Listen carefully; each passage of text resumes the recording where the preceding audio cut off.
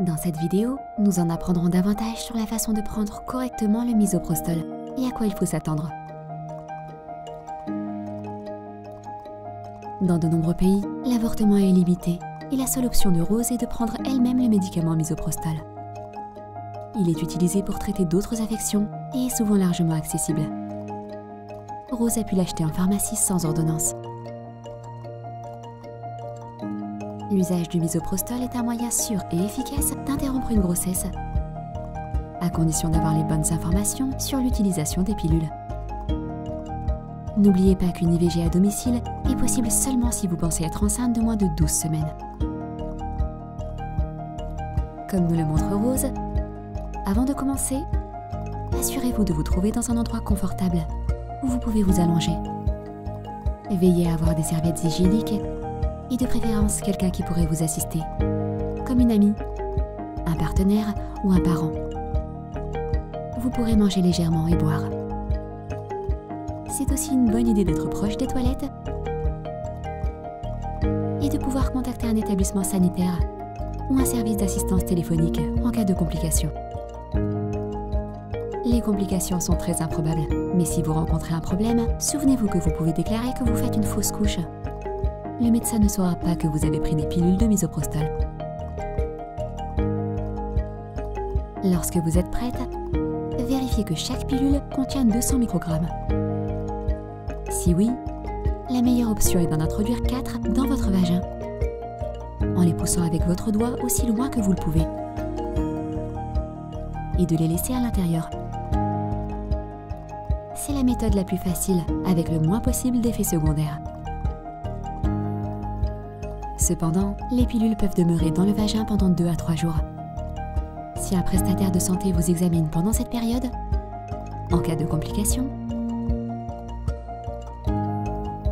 les pilules ou leurs restes seront visibles pendant l'examen vaginal et la personne saura que vous en avez utilisé, ce qui pourrait vous apporter des ennuis si l'avortement est limité dans votre pays. Si cela vous inquiète, placez plutôt les 4 pilules sous votre langue et laissez-les se dissoudre peu à peu. Ne mangez et ne buvez rien.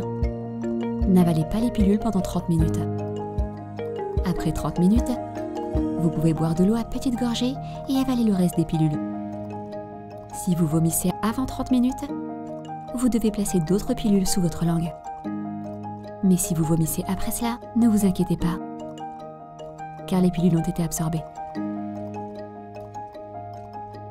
Cela ne vous concerne pas si vous les avez introduites dans votre vagin. Puis, attendez 3 heures et répétez exactement le même processus, soit en introduisant 4 pilules dans votre vagin, soit en les plaçant sous votre langue. Les saignements et les crampes devraient débuter dans les 3 à 4 heures après la prise des 4 premières pilules. Ne vous inquiétez pas, cela signifie que les pilules fonctionnent. Si vous êtes enceinte de moins de 10 semaines, comme Rose, et si les saignements et les crampes ont commencé après 2 doses de 4 pilules, vous n'avez pas besoin d'en prendre d'autres. Cependant, si vous êtes enceinte de 10 à 12 semaines ou si les saignements n'ont pas commencé, vous devez prendre une autre dose de 4 pilules, jusqu'à 12 pilules en tout.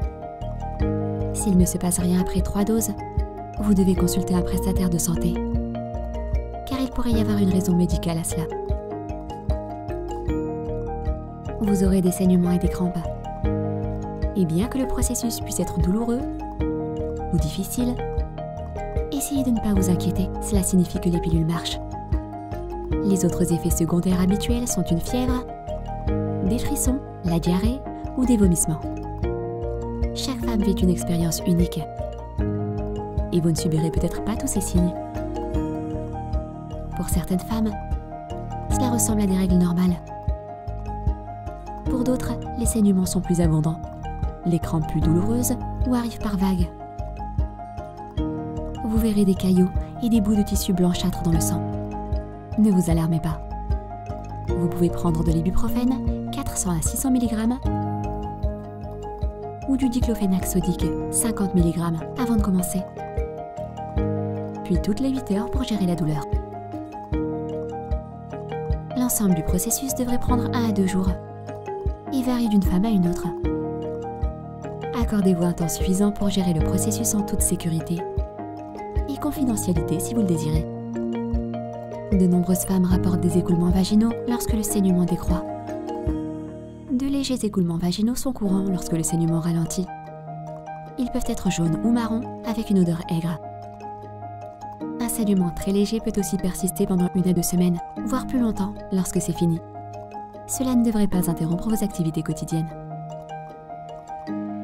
Beaucoup d'informations viennent d'être données, mais souvenez-vous que l'expérience de chaque femme sera différente. Regardez donc notre vidéo suivante qui souligne ce qu'il faut savoir et faire si quelque chose semble aller mal.